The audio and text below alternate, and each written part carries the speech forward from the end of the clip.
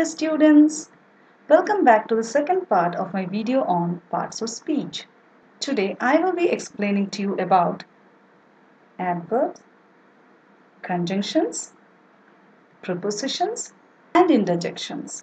But before we start, let us quickly revise what we had learned in the previous video. In my first video, we learned about the first four parts of speech. They are the nouns, pronouns, adjectives, and verbs.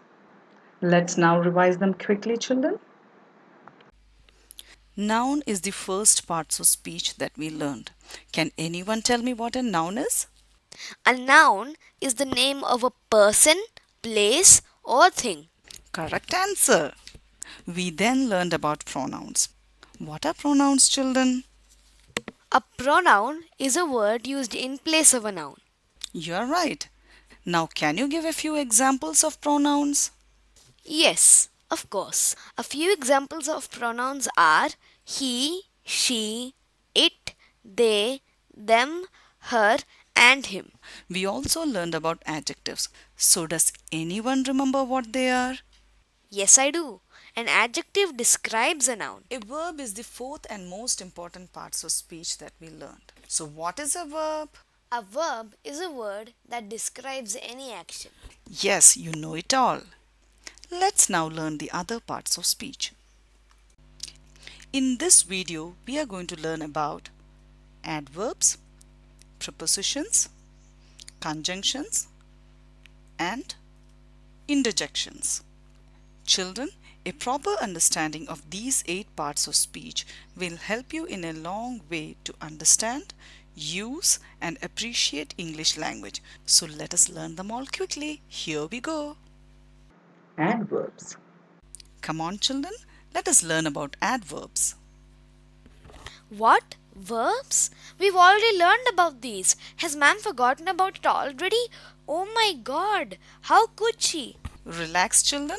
I haven't forgotten anything. We are going to learn about adverbs. Isn't it an adverb now? Oh yeah, it is. Just by looking at the word adverb, we can guess that there is a close relationship between verbs and adverbs, isn't it? Now, we learned that verbs are action words, isn't it? Yes. So, what can be an adverb? Let's check out. Adverbs are words that modify or describe a verb. Now, you must be wondering how to find out adverbs in a sentence. It's very easy, children. Here are some tips to find out adverbs in a sentence. First, find the verb in the sentence. And the verb, as we know, is the action word. Then, ask yourself these questions: when, where, and how the action happened.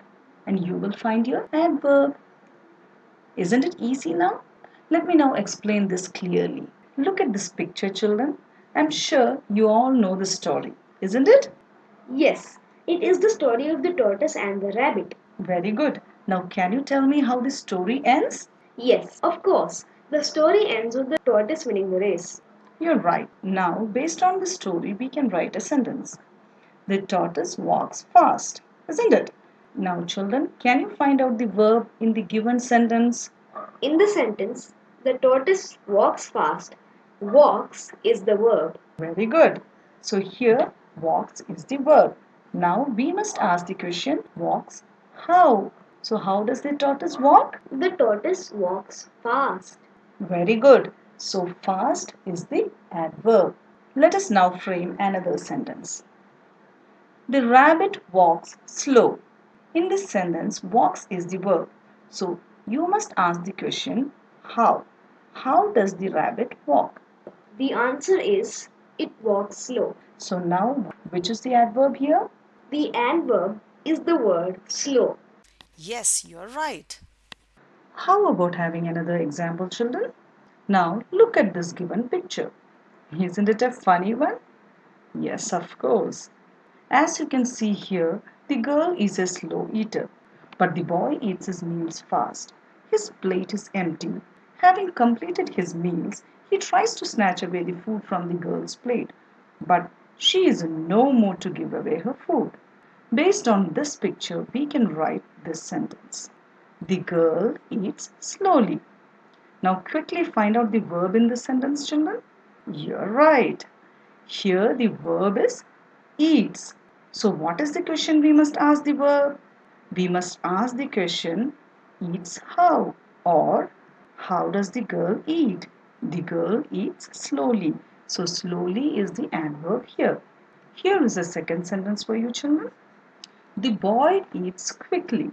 In this sentence, eats is the verb. So when we ask the question eats how, or how does the boy eat? You get the answer quickly. So the word quickly is the adverb. So what is an adverb? An adverb is a word that describes or modifies a verb. Most adverbs end in an ly, so it is very easy to find out adverbs. For example, quickly, slowly, carefully, quietly, etc. Let's make a quick run through a few more examples, children.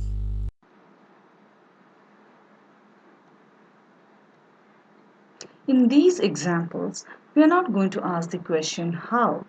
Instead, we will be asking when and how often. Let us go through the first sentence. Ramu drinks milk every day. Here, drinks is the verb. So we ask the question, how often does Ramu drink milk?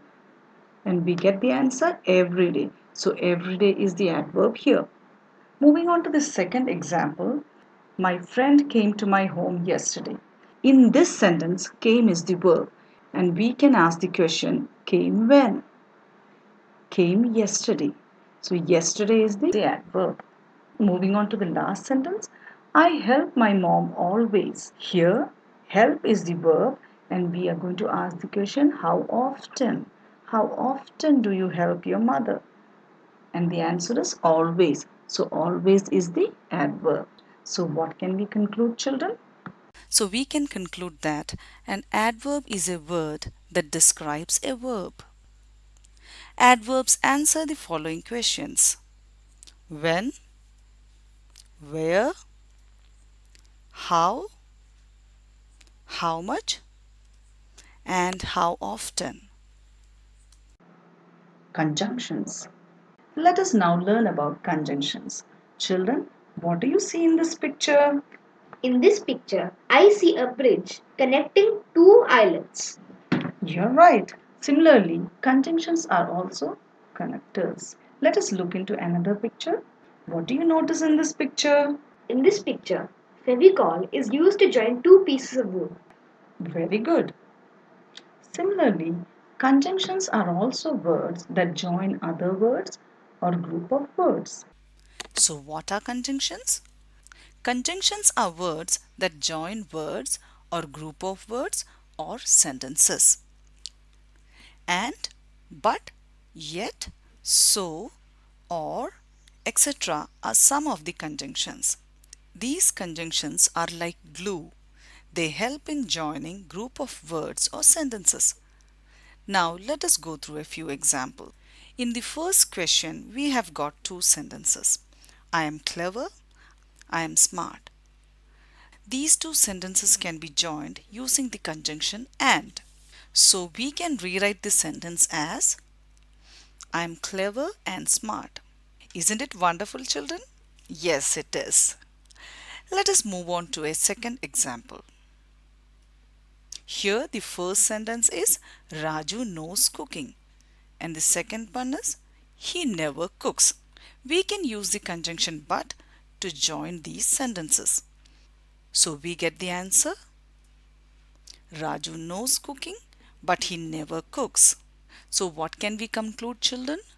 We can conclude that conjunctions are words that join words or group of words or sentences. Prepositions. Children, have you heard of prepositions? Come on, let us learn about them. Look at this picture here. Where do you find the cat? In this picture, the cat is beside the box. You're right. Let us look at the second picture. What is the cat doing here? In this picture, the cat is jumping across the box. You're absolutely right. Moving on to the third picture, what can you say about the position of the cat? In this picture, the cat is behind the box. Great job. What can you tell about the position of the cat in this picture? In this picture, the cat is in the box. Oh, great, you know it all. Moving on to the fifth picture, where is the cat right now? In this picture, the cat is lying in front of the box. Amazing. Now, where do you find the cat in this picture? Here, the cat is in between two boxes. Wow, that was amazing. Moving on to the next picture, can you see the cat here? Yes, I can. Here, the cat is under the box. Very good. Now, see this picture and tell me where the cat is. The cat is near the box here. You're right. Now, look at this last picture and tell me where is the cat sitting? The cat is sitting on the box here. You're totally correct. In these pictures, the cat and the box are the nouns, and the words beside, across, behind, in front of, between, under, near, and on are prepositions. These words tell us about the position of the noun, isn't it? Right. So we can conclude that prepositions show the position of the noun or pronoun. So what is a preposition?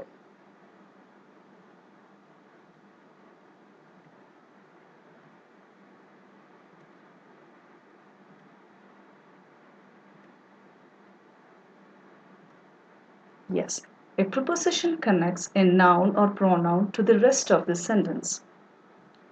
Prepositions also show the position of the noun or pronoun. Interjections. We are down to interjections.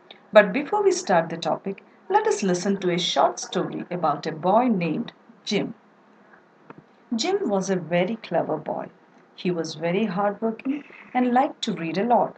His final examination is over and he is awaiting his results.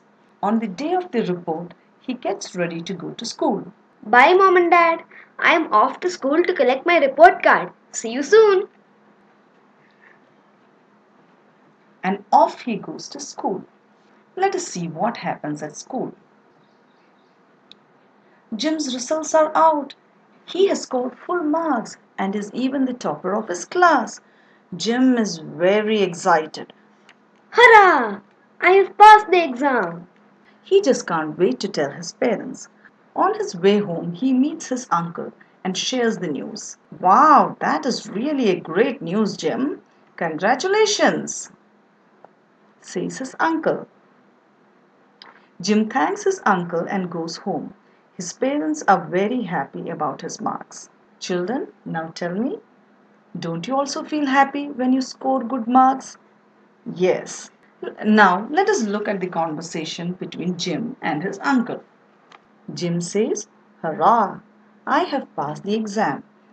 And his uncle says, "Wow, that is really great news. And congratulations."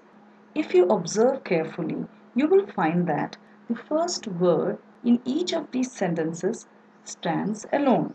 They are not grammatically connected to the rest of the sentence, isn't it?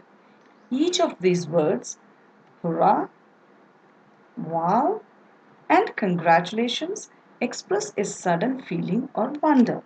Such words that express deep or sudden emotion are called interjections. So, what is an interjection, children? Interjections are words that express some sudden feeling or emotion. Bravo, ouch, yay, wow, hooray, alas are all interjections. And we can also say that interjections are usually followed by an exclamation mark. So, children, we have completed parts of speech. Hope you enjoyed the video and understood the concepts very well.